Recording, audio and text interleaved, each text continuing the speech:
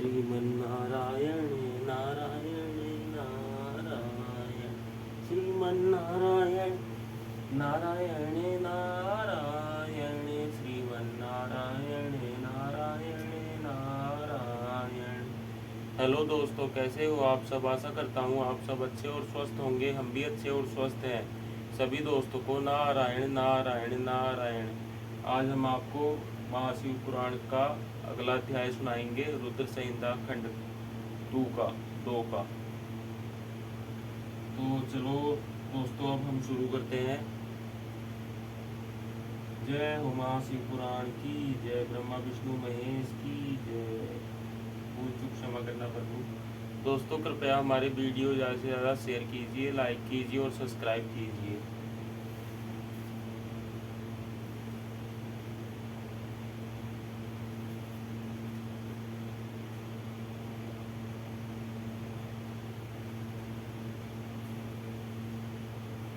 जय हो गणेश जी महाराज की जय, शिव जी महाराज की जय, माता पार्वती की जय, नंदी महाराज की जय।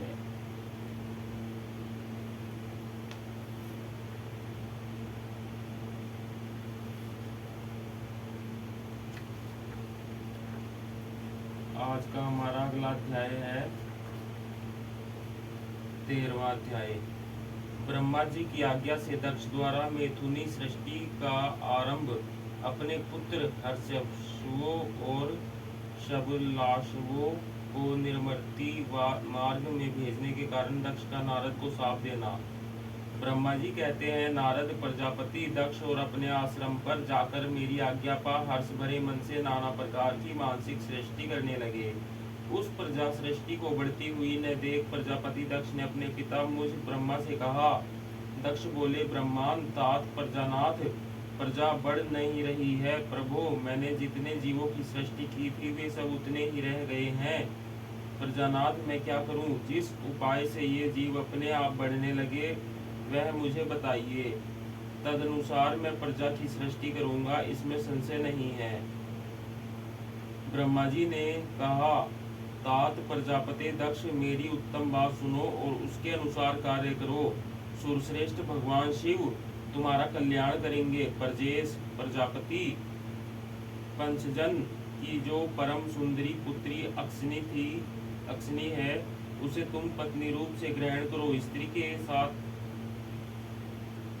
मैथुन धर्म का आश्रय ले तुम पुनः इस प्रजा सर्ग को बढ़ाओ।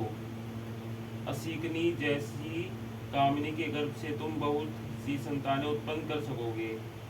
तदंतर प्रजा की उत्पत्ति करने के उद्देश्य से प्रजापति दक्ष ने मेरी आज्ञा के अनुसार वीरण प्रजापति की पुत्री के साथ विवाह किया। अपनी पत्नी वीरणी के गर्भ से प्रजापति दक्ष ने 10,000 पुत्र उत्पन्न किए जो हर्षव कहलाए। मुने वे सब के सब पुत्र समान धर्म का आचरण करने वाले हुए पिता की भक्ति में तत्पर रहकर वे सदा वैदिक मार्ग पर ही चलते थे। एक समय पिता ने उन्हें प्रजा की सृष्टि करने का आदेश दिया। तब वे सभी दक्षायण नामधारी पुत्र सृष्टि के उद्देश्य से तपस्या करने के लिए पश्चिम दिशा की ओर गए। वहां नारायण सर नामक परम पावन तीर्थ है, जहाँ दिव्य सिंधु नद और समुद्र का संगम हुआ है। उस तीर्थ जल का ही निकट से स्पर्श करते उनका अंतकरण शुद्ध एवं ज्ञान से संपन्न हो गया। उनकी आंतरिक मल राशि धुल गई और वे परमहंस धर्म में स्थित हो गए। दक्ष के वे सभी पुत्र पिता के आदेश में बंधे हुए थे, अतः मन को सुस्थिर करके प्रजा की वृद्धि के लिए वहां तप करने लगे। वे सभी सत्पुरुषों में श्रेष्ठ थे। नारद, जब तुम्हें पता लगा कि हर्षयगण सृष्टि के लिए तपस्या कर रहे हैं, तब भगवान लक्ष्मीपति के हार्दिक अभिप्राय को जानकर तुम स्वयं उनके पास गए और आदरपूर्वक यूं बोले, दक्षपुत्र हर्षयगण, तुम लोग पृथ्वी का अंत देखे बिना सृष्टि रचना करने के लिए कैसे उद्यत हो गए? ब्रह्मा जी कहते हैं, नारद, हर्षव आलस्य से दूर रहने वाले थे और जन्मकाल से ही बड़े बुद्धिमान थे। वे सब के सब तुम्हारा उपयुक्त कथन सुनकर स्वयं उस पर विचार करने लगे। उन्होंने यह विचार किया कि जो उत्तम शास्त्र रूपी पिता के निर्वर्ती परक आदेश को नहीं समझता, वह केवल रज आदि गुणों पर विश्वास करने वाला पुरुष सृष्टि निर्माण का कार्य कैसे आरंभ कर सकता है। ऐसा निश्चय करके वे उत्तम बुद्धि और एकचित वाले दक्ष कुमार नारद को प्रणाम और उनकी परिक्रमा करके ऐसे पथ पर चले गए जहाँ जाकर कोई वापस नहीं लौटता है। नारद, तुम भगवान शंकर के मन हो और मुने, तुम समस्त लोकों में अकेले विचरा करते हो। तुम्हारे मन में कोई विकार नहीं है, क्योंकि तुम सदा महेश्वर की मनोवृत्ति के अनुसार ही कार्य करते हो। जब बहुत समय बीत गया तब मेरे पुत्र प्रजापति दक्ष को यह पता लगा कि मेरे सभी पुत्र नारद से शिक्षा पाकर नष्ट हो गए। इससे उन्हें बड़ा दुख हुआ। वे बार बार कहने लगे, उत्तम संतानों का पिता होना शोक का ही स्थान है। शिव की माया से मोहित होने से दक्ष को पुत्र वियोग के कारण बहुत शोक होने लगा। तब मैंने आकर अपने बेटे दक्ष को बड़े प्रेम से समझाया और सांत्वना दी। देव का विधान प्रबल होता है इत्यादि बातें बताकर उनके मन को शांत किया। मेरे सांत्वना देने पर दक्ष पुनः पंचजन कन्या अक्षिनी के गर्भ से शबलाशव नाम के एक सहस्त्र पुत्र उत्पन्न किए। पिता का आदेश पाकर वे पुत्र भी प्रजा सृष्टि के लिए दृढ़ता पूर्वक प्रतिज्ञा पालन का नियम ले उसी स्थान पर गए जहाँ उनके स्थिति को प्राप्त हुए बड़े भाई गए थे। नारायण सरोवर के जल का स्पर्श होने मात्र से उनके सारे पाप नष्ट हो गए।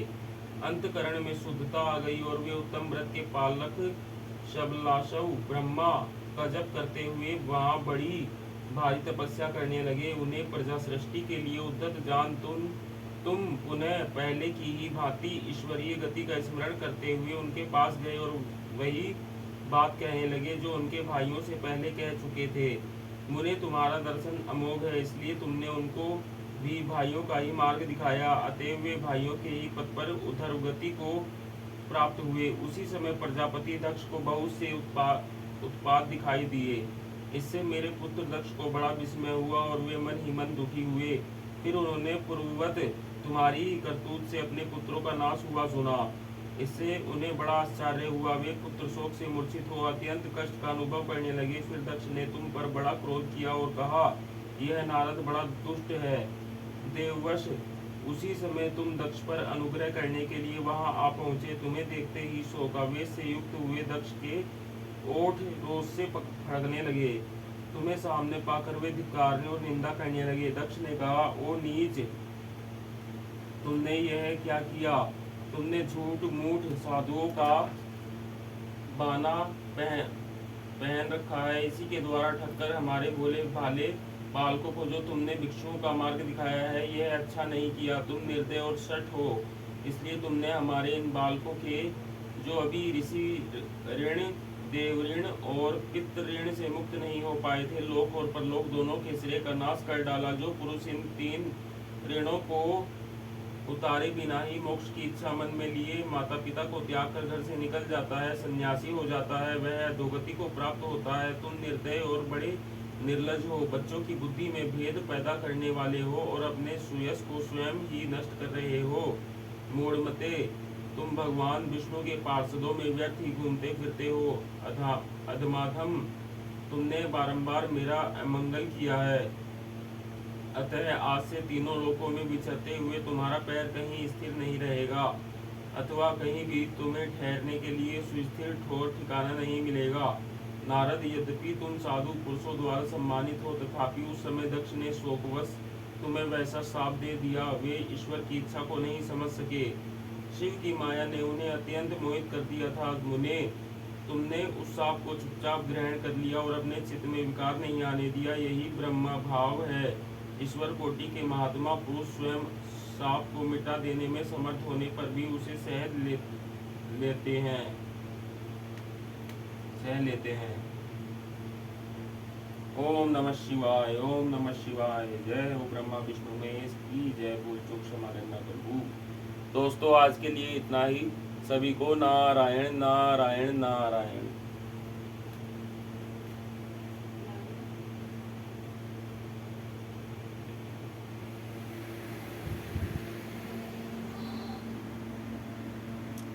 ये देखो दोस्तों, ये है दक्ष और ये है नारद मुनि। ये श्राप दे रहे हैं नारद मुनि को।